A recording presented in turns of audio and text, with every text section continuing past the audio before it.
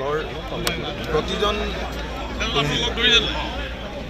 জ্যেষ্ঠ কনিষ্ঠ আৰু বিশেষভাৱে তৃণমূল কৰ্মী, কাৰণ আমি গভীৰভাৱে বিশ্বাস কৰি আহিছোঁ যে তৃণমূল কৰ্মীসকল আমাৰ দলটোৰ শক্তিৰ আধাৰ।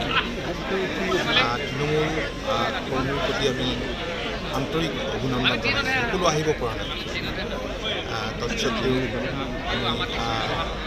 আমি জানো যে ইলেক্ট্ৰনিক মিডিয়াৰ আপোনালোক আছে, প্ৰিণ্ট মিডিয়াৰ আছে, অসমৰ সমূহ তৃণমূল কৰ্মীৰ প্ৰতি আমি কৃতজ্ঞতা জনাইছোঁ আৰু